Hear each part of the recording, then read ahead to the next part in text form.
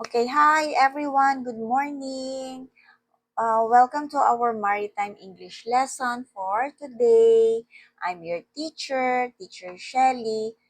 In a while, we will start with our part 2 of the 65th, week 65th, day 2. And this is all about the Ayala Bullage system. No? So, we have the part 2 cardinal and special marks. All right. Now, the lesson contents or the lesson agenda will be first the cardinal marks, second the special and emergency marks, no, and then the isolated danger and safe water marks, and of course the advanced concepts and how we do the charting, and the question and answer for our last part. All right. So let's go to or let's discuss what is cardinal marks. Okay. Now, this cardinal marks is used in navigating through the compass. Now, cardinal marks are critical elements of the Ayala Bullage system. Now, it provides mariners with a compass reference guidance to a safe water. And this section of cardinal marks covers the north, okay, the south, the east, and the west marks. And it also includes their shapes, their colors, and of course, their light characteristics. Now, as we go on with our discussion, we will learn the different shapes, the different color patterns, and the light sequences. That is, of course, uh, readable during day and nighttime. So, basically, the purpose of these cardinal marks, okay, show where the deepest and the safest water, no, around the markings. Now, these cardinal marks uses 4 compass points. Okay? Because through these contact points, it tell mariners which side to pass safely. Okay? So that is or this is where a universal recognition marks through its shape, the color pattern, and the light. Okay, which is of course readable during daytime and nighttime. So the north, the south, the east, and the west, okay, each each compass points mark the corresponding to a cardinal direction. Now, the deepest water guidance of this, okay, is placed on the name side of a hazard. And then it is passed on this side. Let's say, for example, that is the deepest water, or on this side, or this side, and or this side. So, these markings, no, um, serves as our water guide. Okay, these cardinal marks. Alright? That is very important to the mariners. Now, here, as you can see in this picture, we have two cones that is pointing upward, right? As you can see it here in the structure. Two cones, 1, 2, then pointing upward. Okay, this north cardinal mark is identified by its distinctive top mark through these two cones. 1, 2. Okay? Now, this is the clearest visual identifier when approaching the buoy in daylight. Always remember that. Okay. The key point here, the north is up. Okay, the both cones. Okay? The tip pointing upward. So, meaning this sits at the north if it points upward, if it's pointing upward. Okay? It's the north cardinal mark. Alright. Next, the color. Okay. The color is black over yellow. Okay? So, the north cardinal buoy displays a bold two-tone vertical pattern. Vertical pointing upward. Two bold tone, the black and the yellow. Two cones pointing upward. Okay, now half of this buoy is black, right? It's black in color. And the body of the buoy is yellow, mirroring the upward cone top mark, right? This is the lower half, the yellow in color. Now, it fills the bottom section, creating a high contrast, okay? So that it could be instantly recognizable. All right? Now, the key point here is that the black on top, okay, like the top mark that has two cones pointing up, but the lower part or the bottom is yellow in color. So, the color pattern reinforces the shape of the north cardinal buoy. Okay? Alright. Now, let's go to the light. Okay. The light, of course, is white. Continuous quick or very quick flash. Alright. So, there's no interruptions in the flashing of the light. It's continuous rhythm. Okay? That distinguishes the north from all other cardinal marks. Alright?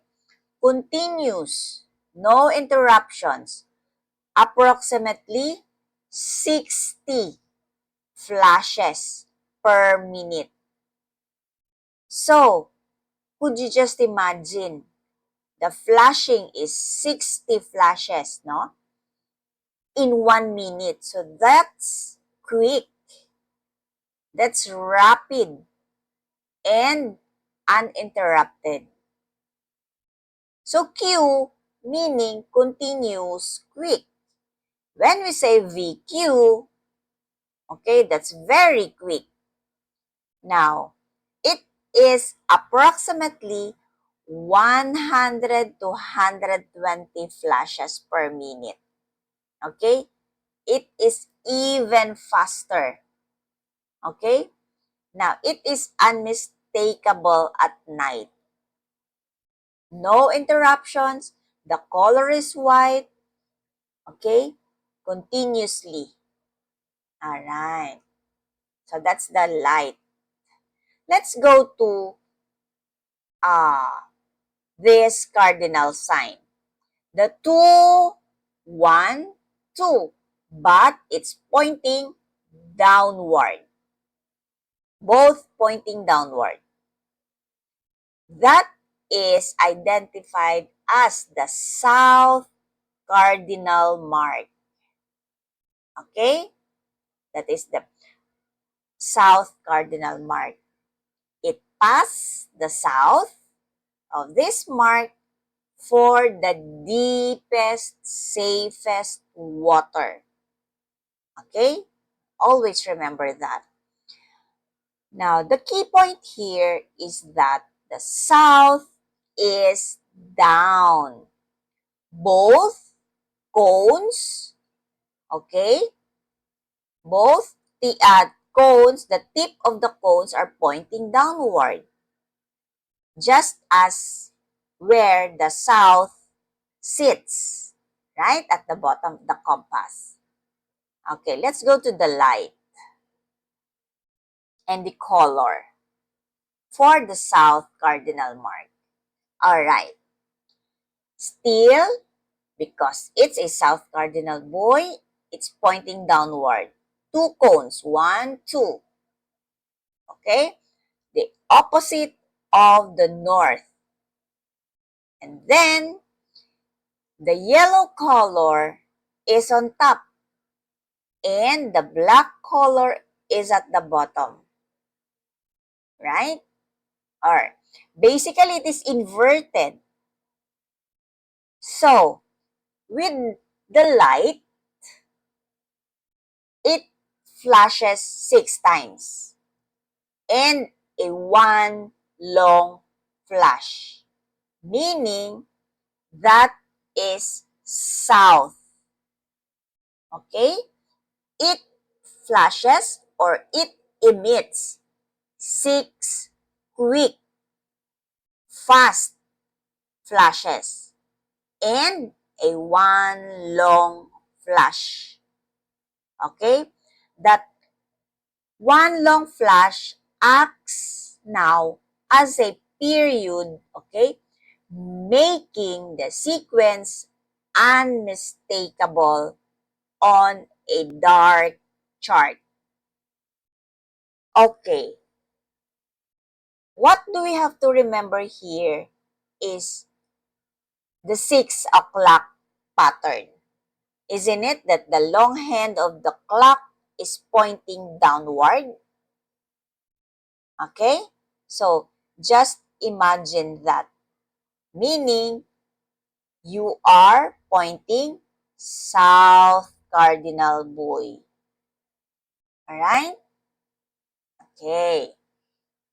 Now, let's go to east cardinal buoy. Okay. In the image or in the picture, we can see 2 cones. Okay? Now, these 2 cones are arranged base to base, meaning, okay, they form like a diamond, right? They form like a diamond. Now, this unique silhouette is instantly distinguishable from north to south marks, right? Meaning, if this is the case, okay, you will automatically identify that this is the east cardinal buoy. Okay, the diamond shape that is bulging outward at the middle, right? Like the letter E, flaring east on a compass. Alright, let's go to the lightings. Okay, and the color. Okay, let's discuss first the color. The color here is black, yellow, and black. And the diamond shaped cone is cardinal mark. The top is black, which is the buoy body, which is solid in black color. And then the middle body is yellow band, okay? And then this identifies for east, and then the bottom is black, completing the three band pattern. Now this yellow in the middle, okay, like the base to base cones, no, that bulges at the widest point in the center. Okay? That is the east cardinal buoy. Okay, let's go to the light. Okay, I'm sorry. The east, yeah, flashing lights. Okay, light characteristic. So the east cardinal buoy displays a group of three flashes. Either it's quick, very quick, or you repeat every 5 to 10 seconds. Alright? For a quick flashing lights, 3 flashes every 5 seconds.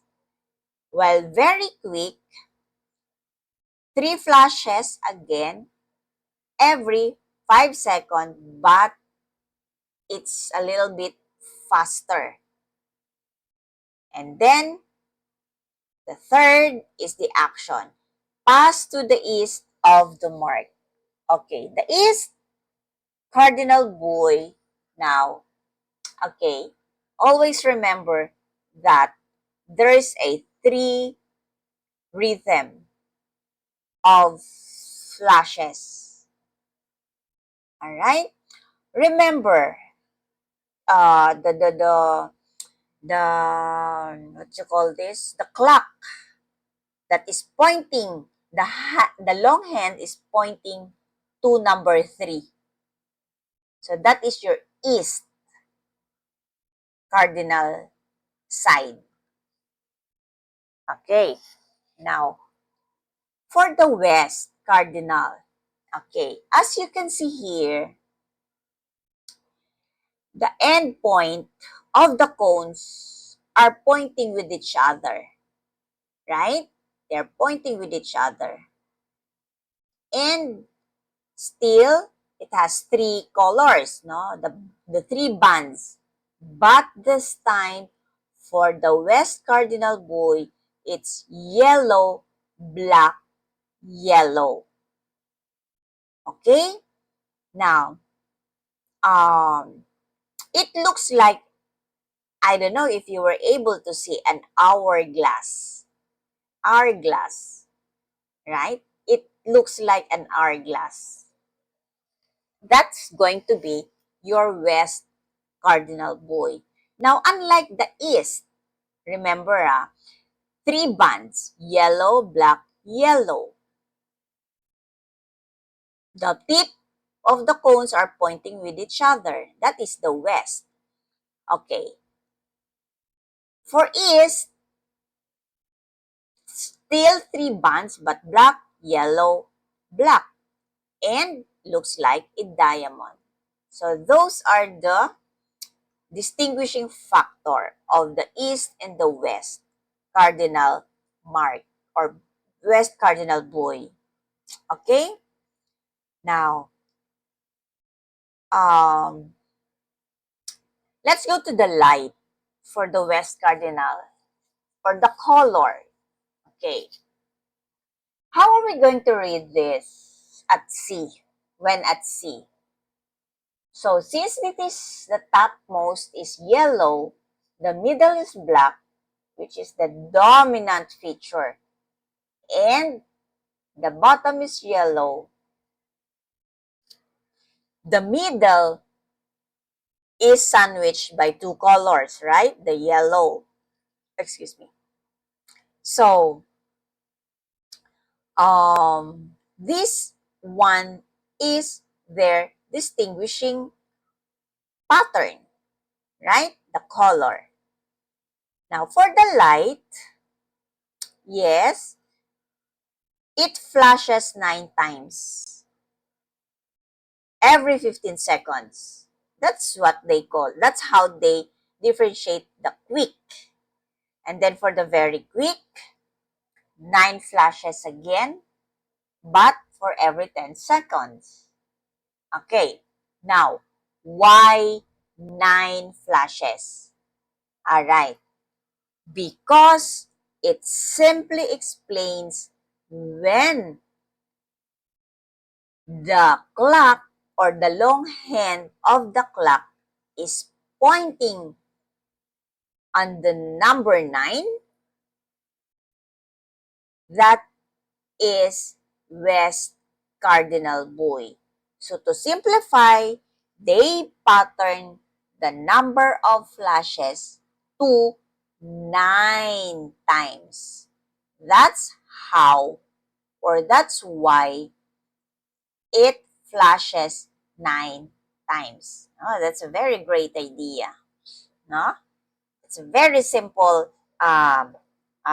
example, no? So, through that or through this, you can easily identify that it's pointing the west part. So, the long flash, okay, the long flash, okay, let's go back to the south, no? The long flash of the south cardinal, okay, light helps distinguish it from the west, okay, because from the south it's 6 times that it flashes, but for the west it's 9 times. Always just always imagine the clock that serves as your guide. Okay, okay, okay. The memory trick, the clock face. Yeah, that's what I mentioned earlier. So if for the north, okay, it flashes 12 times. For the east, since this is the 3 o'clock at the clock, it flashes 3 times. And if it is for the south, it flashes 6 times because in the clock or on a clock, this one is pointing at the number 6, right? So, it flashes 6 times. And this one, it represents on a clock as number 9. So, it flashes 9 times. So, that's very easy to recall, right? Just imagine that this is a clock. So, this one is 12, this one is 3, this one is 6, and this one is 9. So, if, if it's pointing north, it flashes 12 times. If it's from east, it flashes 3 times. If it's for the south, it flashes 6 times. And here, for the west, 9 times. Okay? Now, okay. The memory trick. How are we going to retain that in our mind or to our mind? So, wine glass versus the diamond. Okay. Wine glass. That is the west, right? The cones here is point to point. Okay?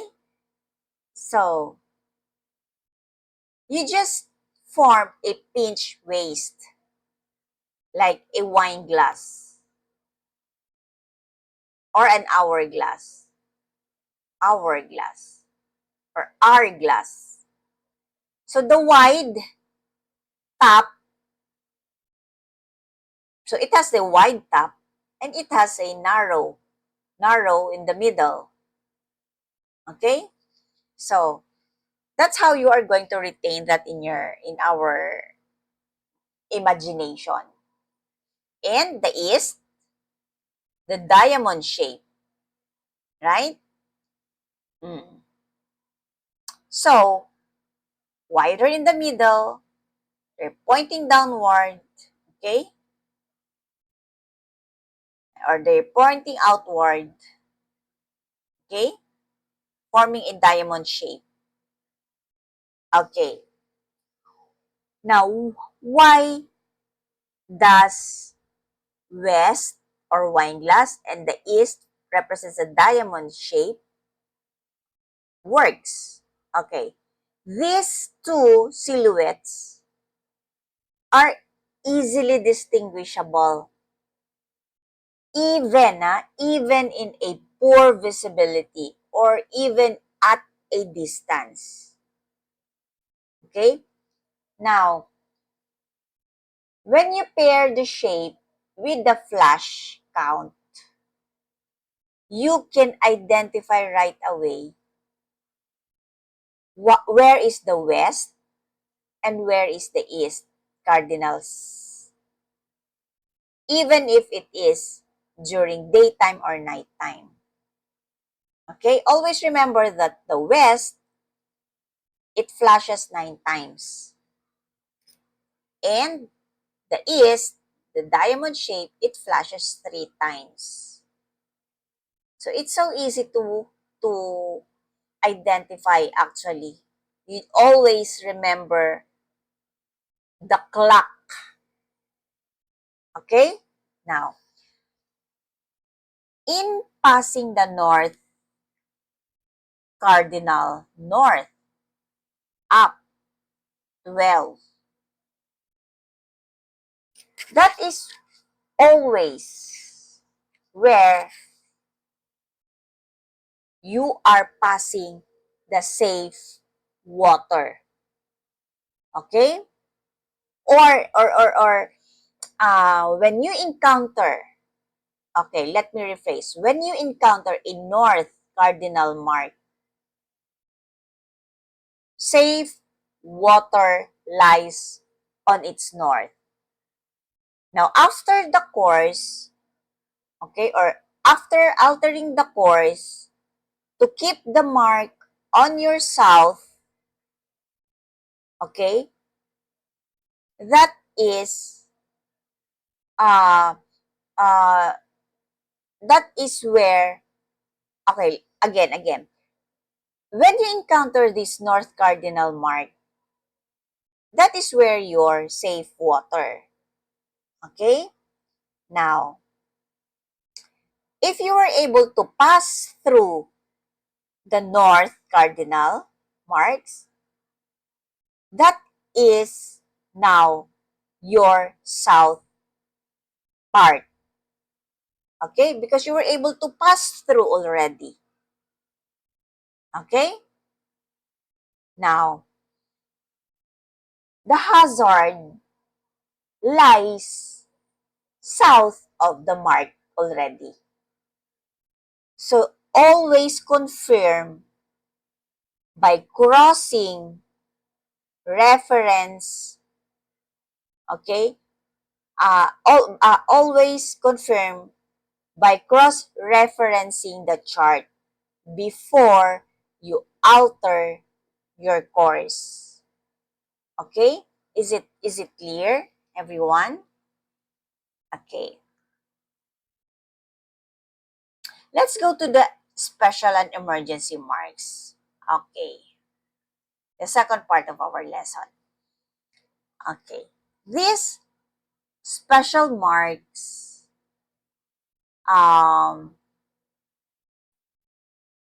or serves as a distinct purpose. Serves as serve a distinct purpose. Because not all buoys guides us through a channel. Okay? So there are marks or there are marked features that fall outside the cardinal marks or the normal navigational aids. Now these special marks identify the area or objects of interest that are on a non-navigational nature. Okay? So this one special marks, the shapes of this will indicate which side of the buoys should we pass. Okay? Okay. As we go on, these special marks indicate cables and pipes, spoil grounds, or drill grounds. Now, they are placed, or these special marks are placed to highlight man-made or naturally occurring features that mariners should be aware of. But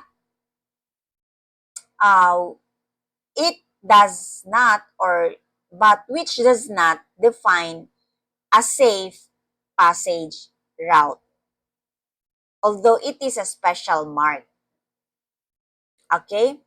Now, like for example, for the cables and pipelines, the submarine cables, okay, and the pipelines, there are cables here or pipelines that crosses the seabed.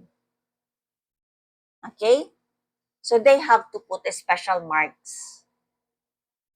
Okay, another, the submarine cables, okay, the spoil grounds, and also the designated areas for disposal or the dredging material, the disposal for dredging material. So they have to put special markings in this kind of scenario. Okay? Because not all markings are made for safety, for what do you call this, for features that can only detect if you are in a safe deep water. Also, special marks highlighted a man-made or naturally occurring features that mariners should be aware of. Alright? Okay. Special marks are all yellow in color.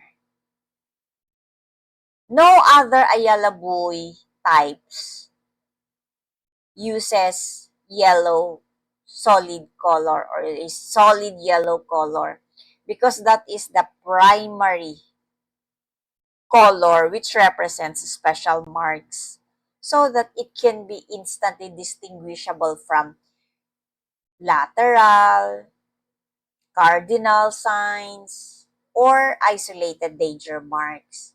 So, special marks are all in a solid yellow color.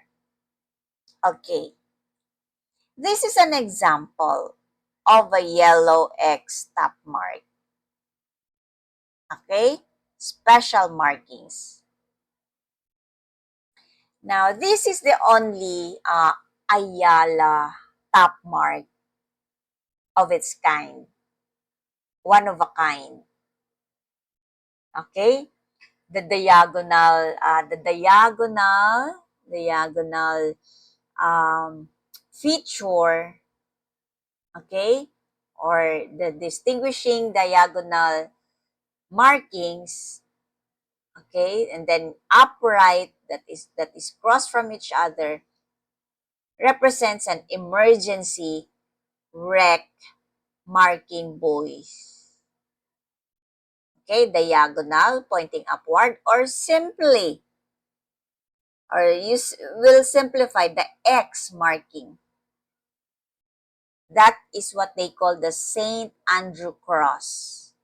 Yellow in color. Okay. Now, this one is fitted when buoy may be difficult to see. Okay. The yellow top mark. Okay. The special color, or I'm sorry, the special lighting rhythm. We have single flash, we have occulting flash, we have the quick flash, and we have the isophase flash. Still in yellow in color. Okay? So, this pattern allows port authorities to assign rhythms without conflict with existing aids to navigation. So, the color is yellow and then the rhythm is single flash or occulting. It may be a quick flash or an isophase flash. Alright? Yes, that's special marks. Okay, I mentioned a while ago about the emergency wreck marking buoy. This is the one. Okay? This is a new addition to Ayala system, actually. Okay? This emergency wreck marking buoy, or what we call the EWMB, this is deployed rapidly at the site of a newly discovered wreck. Okay? So, before chartered aids or official notices is issued. But since they made this one, okay, which is an additional to Ayala system, okay, it protects basically the mariners from an immediate and unchartered hazard. Okay? So, nowadays, this EWMB or the Emergency Wrecked Marking Buoy is actually newly discovered. No. Newly added to Ayala system wherein this is deployed rapidly at the site of a newly discovered wreck. Recent addition to Ayala system.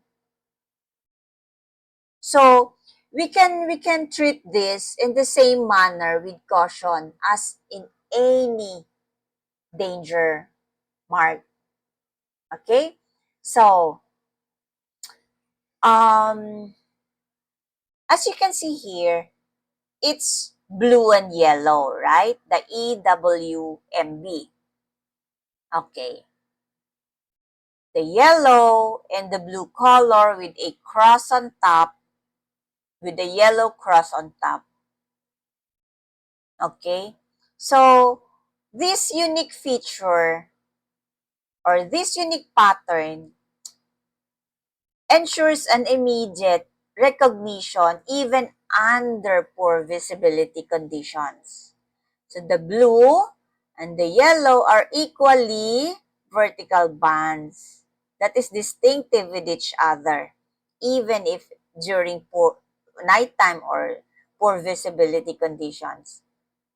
So there's no other Ayala buoy system or there's no other Ayala buoy shares this type of scheme.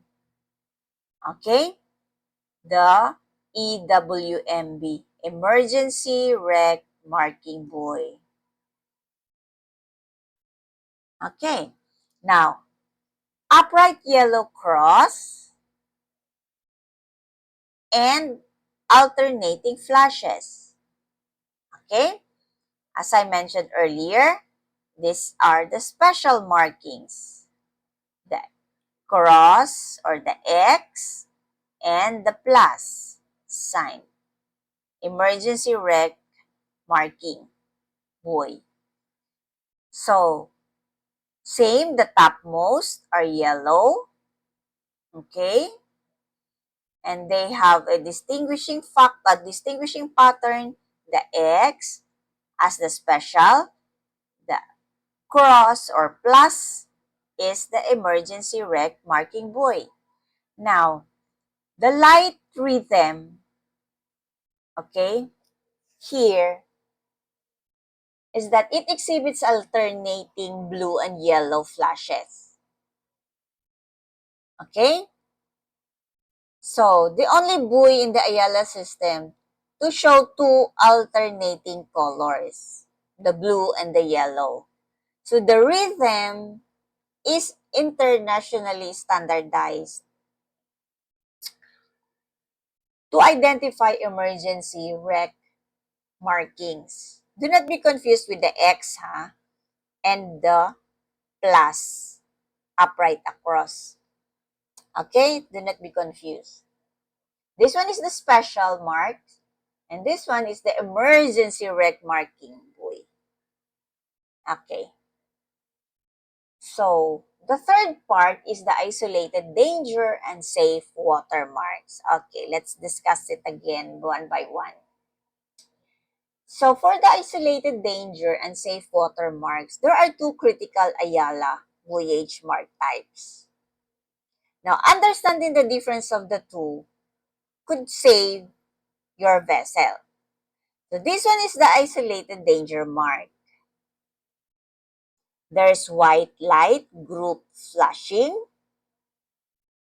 Okay?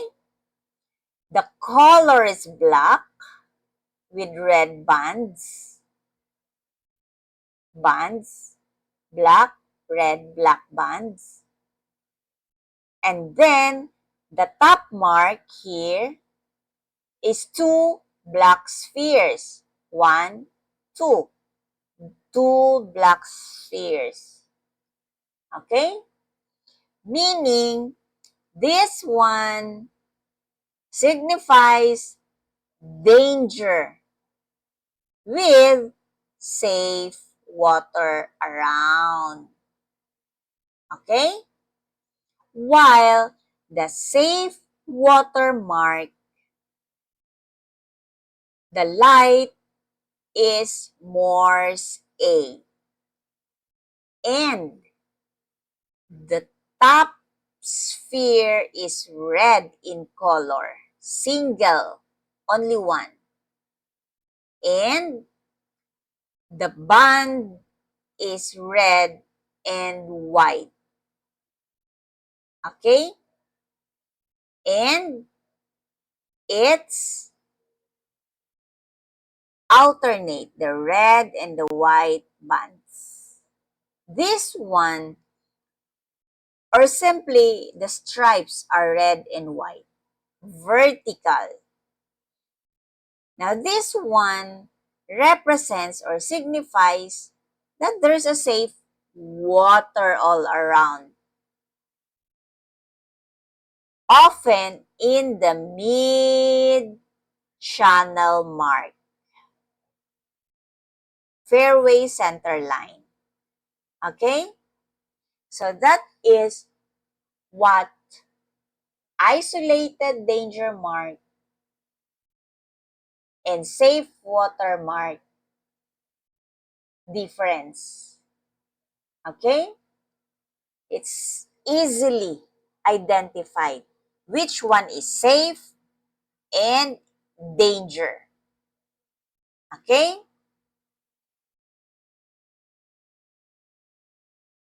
Okay, let's discuss more about isolated danger marks. As I said, there are two spheres, there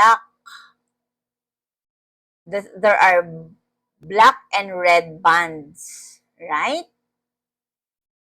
That is what isolated danger mark means. This is directly placed over a danger, or if there's a rock or shoal or a wreckage. But the water is navigable all around, only serves as a warning that, hey, there's a danger, or hey, there's a rock, or there's a wreckage. But the water is safe. The water or surrounds, sur, the water surroundings is safe and it's navigable. It's just that it warns the mariner or the mariners that there's a hazard that lies beneath the mark itself. Okay? You can, if whenever you can see like this, there is a hazard beneath. Okay? While, okay, the visual identification, so this is much more clearer, right? Two spheres, the black ball on top. We have a black, red, black band. Okay? So, this bold or high contrast color scheme is designed to stand out against the sea, even at a glance during day or night. Okay? You can easily identify this one. Okay. The lighting rhythm or the light rhythm. The white light or the group flashing light is quick, the two quick flashes in a sequence that is repeatedly flashing. Okay? The number two mirrors of the spheres is on top. Okay? So, two quick flashes. Now, two black spheres, as we can see, is mounted vertically. Okay? One above the other, right?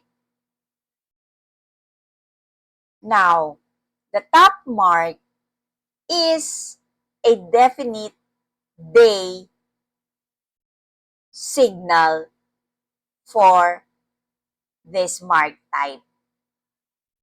Okay? Remember that.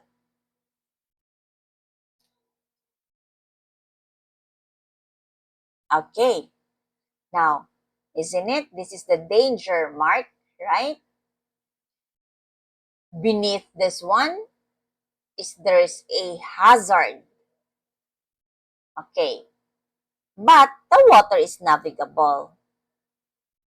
So, basically, do not pass close or over an isolated danger mark. So you have to give a wide berthing on all sides of this if you happen to see this one. Okay? Because the mark sits at top of that is hazard, not beside it, no? Not on the side, not here, not here, but beneath, just below. So you have to give a wide berth on all sides. Do not pass close to here. Okay? Now, safe watermarks. Alright. Of course, if it's safe, there's nothing to worry about. The water that surrounds here is safe. It's navigable. Okay? All around. including directly beneath here. Okay? Now, it is basically used at fairway entrances. Okay? Or in the mid-channel positions. Okay? You can see this basically at fairway and entrances. Okay. Now, visual identification. Yeah, this is a vertical stripes, red and white. It's easily recognizable. Okay? So nothing to worry about if you happen to see this one. There's no danger. It's safe. Okay. Top mark and light rhythm. Okay, for this, we have the isophase, occulting, it flashes. It has a 10 long flash. Okay? So a single red sphere here, one ball only. This distinguishes clearly from the isolated, yeah, because the isolated danger marks is two black spheres, right? Okay. Morse code here is A. So short, long, dot, dash. Okay? Short and long, dot, dash. Okay? This is the most common, no? The Morse code A. The most common distinctive signal. Okay. So here, let's visualize, no? This is a side. For example, this is now the danger, isolated danger mark. So just beneath that is a hazard. Okay? Meaning there's a danger below here. But the safe water surroundings is but the water surrounding here is safe. So, uh, if you happen to see this, the sides of this uh, are not are not really that safe, no? But the water is. So, so you have to have a wide berthing if you happen to see this one. Okay? So for the safe water markings, well, of course, it looks like this basically. So the water surroundings is safe, it's navigable. Okay, so there's nothing to worry about. And the Morse A or the what you call this? The single red sphere top mark here is present, and the Morse A or isophase white light is used here. Okay? So basically, there's nothing to worry if you happen to see this. You can see this one normally at the fairway entrances. Okay. About the advanced concepts and charting. This is the fourth part. No? So range marks, leading lights. Okay. The two, the two fixed lights, okay, are arranged vertically or uh, vertically or horizontally. When this one is perfectly aligned, okay, they define as a safe transit line, okay, through a channel or a past a hazard. Now, if the lights appear offset, the vessel is off the center line and must correct course immediately. So, if you happen to see a light that is arranged horizontally and vertically, that is, it's simply defined as a safe transit line. Okay? Mm-hmm. Okay. here, if you happen to see a red, a green, and a light color, light, okay, these specific arcs warns of hazard, okay, and marks safe water. So, the red sector is danger. So, meaning do not enter because maybe there's a shoals, there's a wreckage, or a hazard. Now, for the white sector, it's the safe water. It's a navigable channel. So, you just stay within this arc, no? And then, for the green, for the green sector, it represents a caution. Okay, transitional zone. So you have to proceed. You just have to proceed carefully. Okay, that is the distinguishing uh, explanation for the red, white, and green colors. Okay, example in navigating white sector. Okay, so staying within the white sector is our primary objective or is your primary objective. So you have the drift, the drifting, the leeway, and its tidal, okay, set or its tidal set can push a vessel into danger. So you have to stay in the white sector, okay?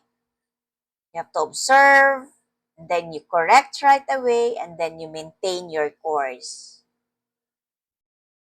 Now, a shift from a white to red, it means simply that there's an immediate danger.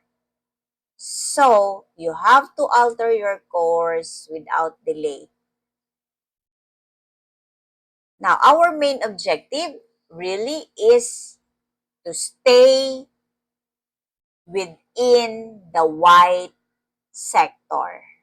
Any change, especially if it changed from white to red, there is an immediate danger. So you have to alter your course without delay to a safe course. Okay? So electronic navigation aids or the AIS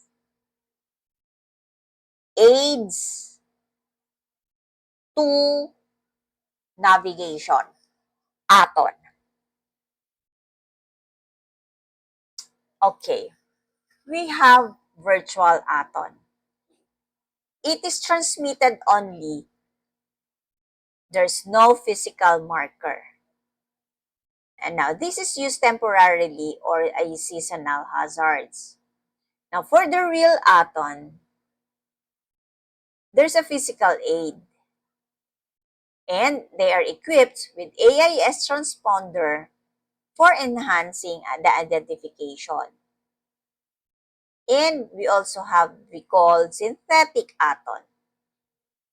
They are physically aid with AIS broadcast by a shore station for an extended range.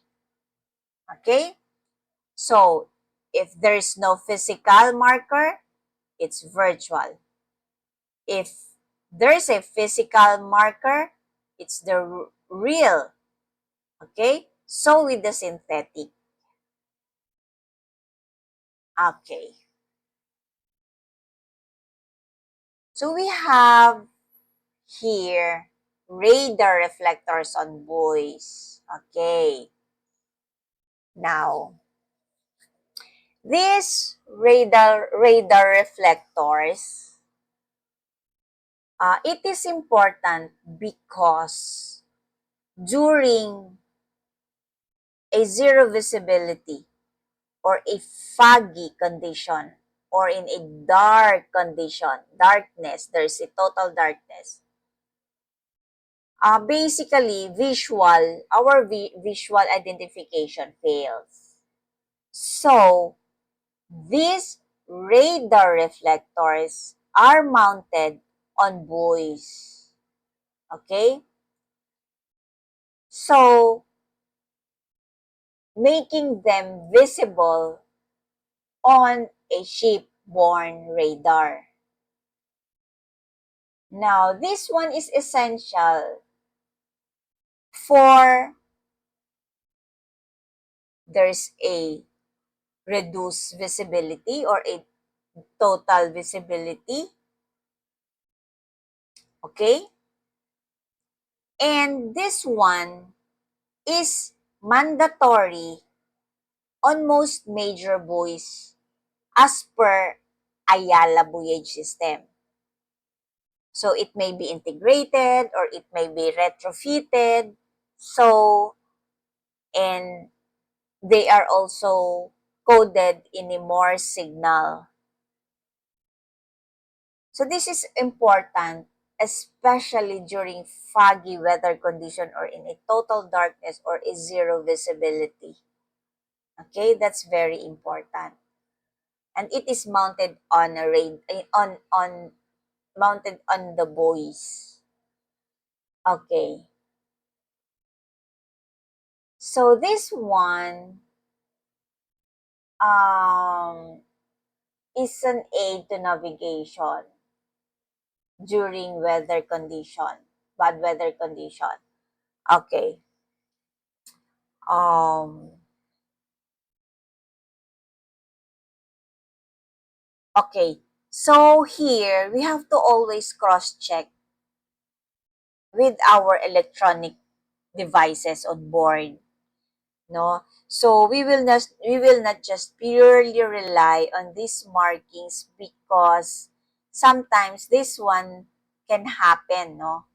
This one, it affects our navigation.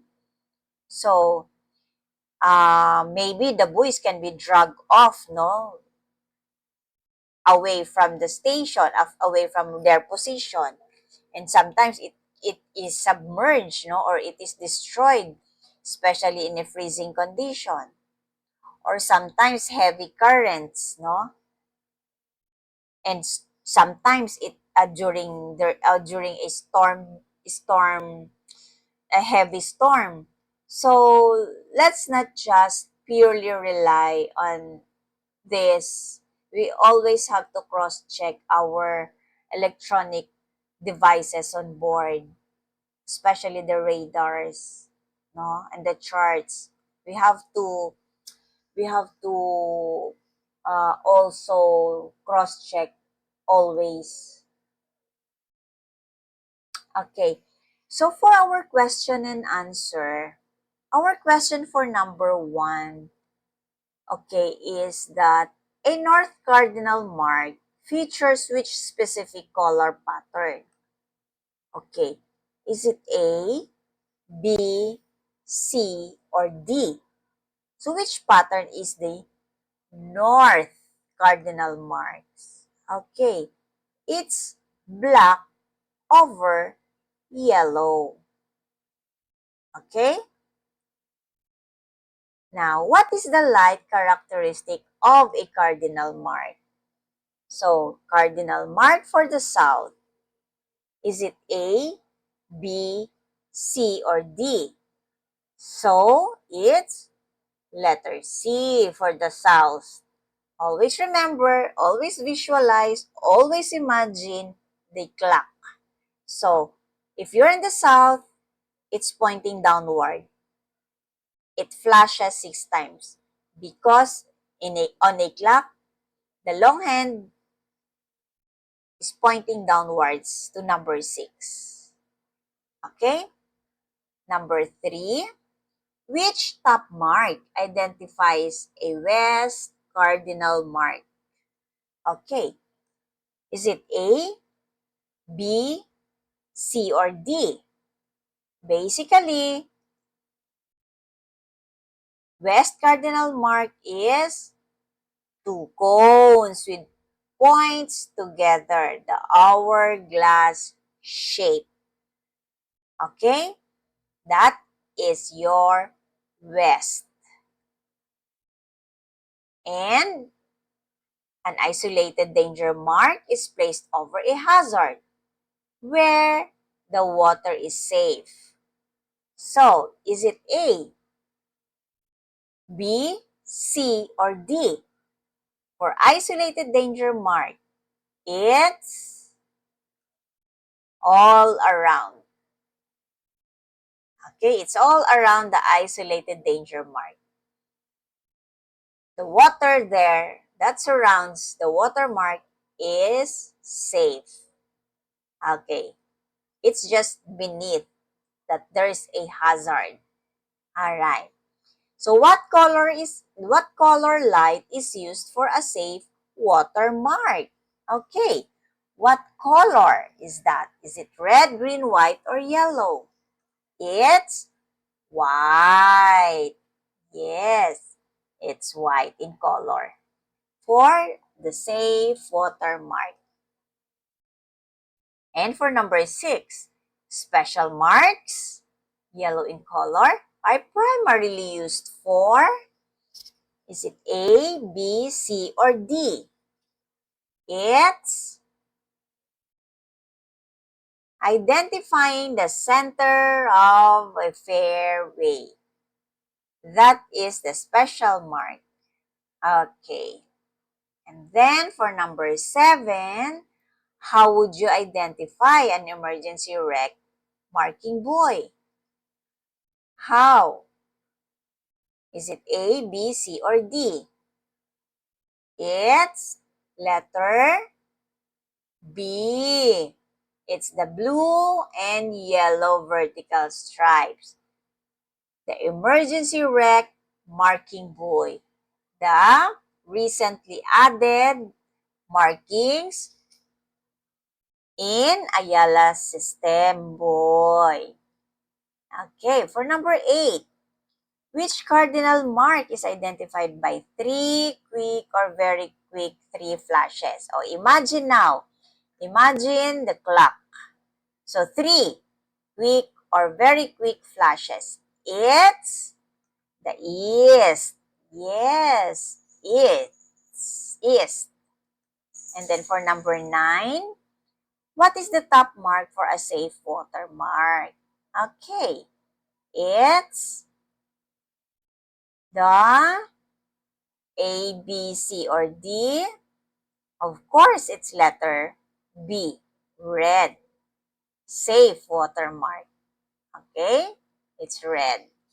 And then, for the last number, for number 10, if you encounter a buoy that is solid yellow with yellow X top mark, what does it indicate? Is it A, B, C, or D? It is a special area or feature. Okay. So, okay. Thank you. Thank you, everyone. Thank you, everyone, for listening for our lesson of our part 2 for our week 65th, day 2. Now, again, I'm your teacher for today, Teacher Shelly, and I'll see you all again after a week for our next lesson of our Maritime English course. Okay, so bye for now, and I'll see you all again. Have a good day, everyone.